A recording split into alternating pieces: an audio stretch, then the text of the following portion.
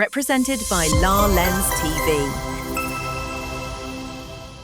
మీ భూమి హద్దులు నిజంగా సరైనవేనా? మీ పట్టాదార్ పాస్బుక్ లో ఉన్నటువంటి విస్తీర్ణమే మీ భూమిలో ఉందా? ఒకవేళ 80 నుంచి 100 సంవత్సరాల క్రితం చేసినటువంటి సర్వే ఆధారంగానే ఇప్పటి వరకు మీ భూమి యొక్క రికార్డులు నడుస్తున్నాయని మీరు చెప్తే నమ్ముతారా? ప్రస్తుతం తెలంగాణ ప్రభుత్వం రాష్ట్ర వ్యాప్తంగా భారీ స్థాయిలో భూకి సంబంధించినటువంటి రీసర్వే అనేది చేపట్టాలని నిర్ణయించింది. ప్రభుత్వం చేపడుతున్నది ఏమిటనంటే, భూభారతి చట్టం విజయవంతం కావాలంటే ముందుగా ప్రతి భూమికి ఖచ్చితమైనటువంటి హద్దులు, సరైనటువంటి మ్యాప్లు, స్పష్టమైనటువంటి రికార్డులు ఉండాలి.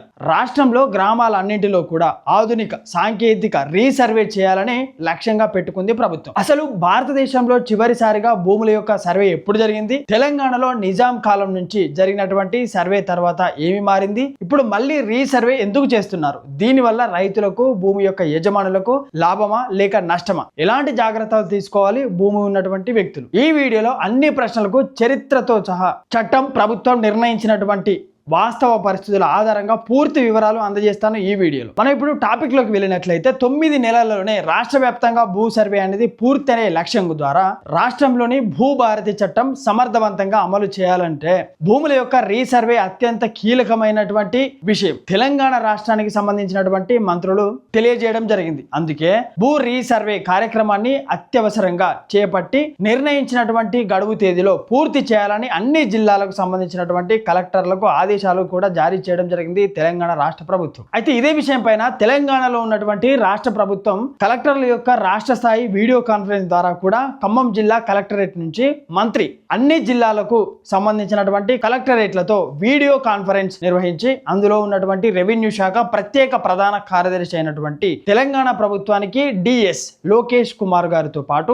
ఇతర ఉన్నత అధికారులు పాల్గొనడం జరిగింది. అయితే ఈ భూ రీసర్వే, భూభారతి అమలులో సాదా బైనామా దరఖాస్తులు, భూములకు సంబంధించినటువంటి రీసర్వే విధి విధానాలను కూడా, అయితే ఇదే విషయం పైన ధరణి స్థానంలో భూభారతి ఎందుకు వచ్చింది అంటే, ప్రజా ప్రభుత్వం ఏర్పడిన తర్వాత ధరణి వ్యవస్థను రద్దు చేసి భూభారతి చట్టాన్ని తీసుకొచ్చామని మంత్రి గారు తెలియడం జరిగింది. అయితే రైతులు భూములకు సంబంధించినటువంటి పూర్తి భద్రత కల్పించడం, భూ వివాదాలను తగ్గించడం, పారదర్శకమైనటువంటి భూ పరిపాలన అందించడం ఈ యొక్క చట్టం యొక్క ప్రధాన లక్ష్యం అని చెప్పి, ప్రధాన ఉద్దేశం అని చెప్పి తెలియజేయడం జరిగింది. అయితే ఇదే విషయంలో సాదా బైనామా దరఖాస్తు యొక్క పరిస్థితి గురించి మనం మాట్లాడుకున్నట్లయితే, ధరణి కాలంలో పెండింగ్ లో ఉన్నటువంటి 9.26 లక్షల సాదా బైనామా యొక్క దరఖాస్తులు భూభారతి అవకాశం కల్పించామని హైకోర్టు సమస్యలు కూడా పరిష్కరించినప్పటికీ కూడా ఇంకా అనేక దరఖాస్తులు తిరస్కరణకు గురవుతున్నాయని ప్రజల యొక్క అభిప్రాయం ఉందన్నారు. అయితే తిరస్కరణకు గురి కాకుండా ఉండాలంటే గుర్తించినటువంటి పరిష్కారానికి అధికారులు ఆదేశించి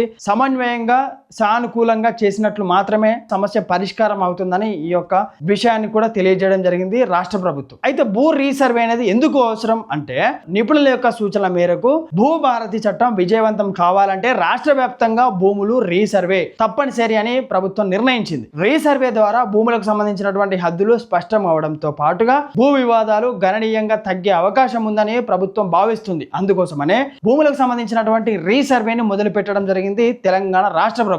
అయితే ఇందులోనే భాగంగానే లైసెన్స్డ్ సర్వేయర్ల యొక్క సేవలు కూడా అందుకోవాలని ప్రభుత్వం ఆలోచిస్తుంది. అంటే రీసర్వే కార్యక్రమంలో శిక్షణ పొందినటువంటి లైసెన్స్డ్ సర్వేయర్ల యొక్క సేవలను వినియోగించుకోవాలని మంత్రి గారు కూడా సూచించడం జరిగింది. రెగ్యులర్ సర్వేయర్లు, లైసెన్స్డ్ సర్వేయర్లు కలిసి సమన్వయంతో పనిచేయాలని తెలియజేయడం జరిగింది. అయితే వారికి ఉద్యోగం లేదా రెగ్యులరైజేషన్ హామీ ఇవ్వలేదని స్పష్టం కూడా చేయడం జరిగింది ఈ యొక్క మీటింగ్ లో.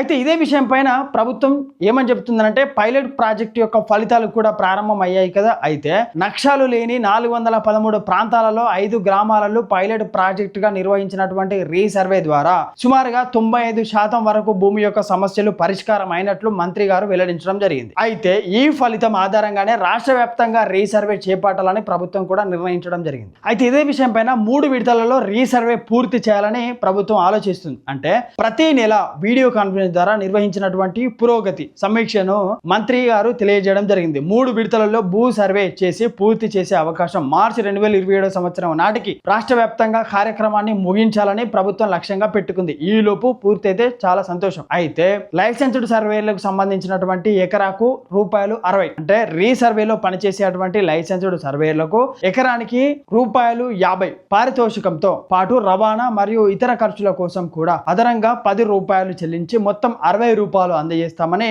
మంత్రి గారు ప్రకటించడం జరిగింది. అయితే చెల్లింపు ఆలస్యం కాకుండా చర్యలు తీసుకునే అవకాశం కూడా ఉంటుంది అంటూ ప్రభుత్వం తరపున ఉన్నటువంటి మంత్రి శ్రీ పొంగులేటి శ్రీనివాసరెడ్డి గారు తెలియజేయడం జరిగింది. అయితే ఇదే విషయం పైన విధుల్లో చేరినటువంటి సర్వేయర్లపై కూడా చర్యలు తీసుకునే అవకాశం ఉందని తెలియజేయడం జరిగింది. అయితే లైసెన్స్డ్ సర్వేయర్లకు గడువు ఇచ్చి చేరేలా చూడాలని, గడువులోగా చేరనటువంటి వారికి లైసెన్స్డ్ రద్దు చేయాలని అధికారులకు ఆదేశించి అలాగే వారికి సంబంధించినటువంటి బీమా సామాజిక భద్రత కల్పించే చర్యలు కూడా తీసుకుంటామని హామీ ఇవ్వడం జరిగింది తెలంగాణ రాష్ట్ర ప్రభుత్వం. అయితే నిషేధిత జాబితా యొక్క పరిష్కారాన్ని కూడా మాట్లాడడం జరిగింది. ఒక సర్వే నెంబర్ లో ఉన్నటువంటి కొంత భూమి మాత్రమే ప్రభుత్వ అవసరాలకు తీసుకున్నప్పటికీ కూడా మొత్తం భూమిని నిషేధిత జాబితాలో ఉండటం వల్ల భూ సమస్యలు వెంటనే పరిష్కరించడం కోసం మంత్రి అధికారులకు కూడా ఆదేశాలు జారీ చేయడం జరిగింది. అయితే ఎందుకు భూ సర్వే చేయాలనుకుంటుంది ప్రభుత్వం అంటే పాత సర్వే రికార్డులు అనేవి చాలా పాతవి. తెలంగాణలో చాలా గ్రామాలలో భూములకు సంబంధించినటువంటి సర్వే నిజాం కాలం లేదా దశాబ్దాల క్రితం జరిగింది. అప్పటి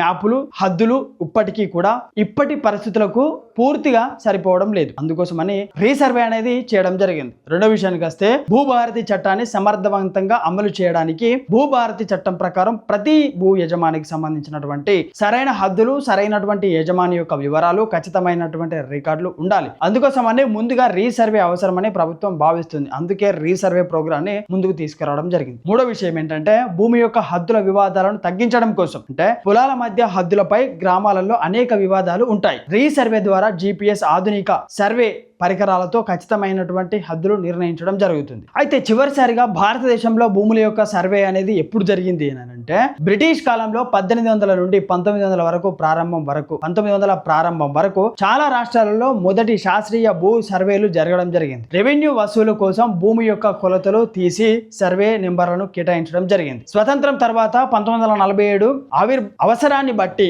కొన్ని ప్రాంతాలలో మాత్రమే రీసర్వేలు జరిగాయి. దేశమంతటా ఒకేసారి మళ్ళీ రీసర్వే అనేది జరగలేదు. అయితే తెలంగాణ విషయానికి వస్తే తెలంగాణలో అనేక గ్రామాల యొక్క భూ సర్వేలు నిజాం పాలన కాలంలో సుమారు 1920 నుంచి 1940 మధ్య జరగడం జరిగింది. అయితే ఆ తర్వాత కొన్ని గ్రామాలలో మాత్రమే రీసర్వే జరిగాయి. చాలా గ్రామాలలో మాత్రం పాత సర్వే రికార్డులే ఇప్పటికీ కూడా కొనసాగుతూ వస్తూ ఉన్నాయి. అందుకే ప్రస్తుతం భూభారతి అమలులో ఉన్నటువంటి ప్రకారం భూభాగం ప్రభుత్వం రాష్ట్ర వ్యాప్తంగా ఆధునిక సాంకేతిక రీసర్వే అనేది చేపడుతుంది. అయితే ఆంధ్రప్రదేశ్ విషయానికి వస్తే ఉమ్మడి మద్రాస్ ప్రెసిడెన్సీ పరిధిలో ఉన్నటువంటి ప్రాంతాలలో కూడా ప్రధాన సర్వేలు 19వ శతాబ్దంలో 1800 సంవత్సరంలో జరగడం జరిగింది. ఆ తర్వాత అవసరమైన చోట్ల మాత్రమే రీసర్వేలు నిర్వహించడం జరిగింది. ఇక్కడ ముఖ్యమైన విషయం ఏంటంటే భారతదేశంలో చివరిసారిగా దేశవ్యాప్తంగా ఒకే సమయంలో భూముల యొక్క సర్వే అనేది జరిగిందని చెప్పడం సరైంది కాదు. ప్రతి రాష్ట్రం, ప్రతి జిల్లా, కొన్నిసార్లు ప్రతి గ్రామంలో కూడా రీసర్వే జరిగిన తర్వాత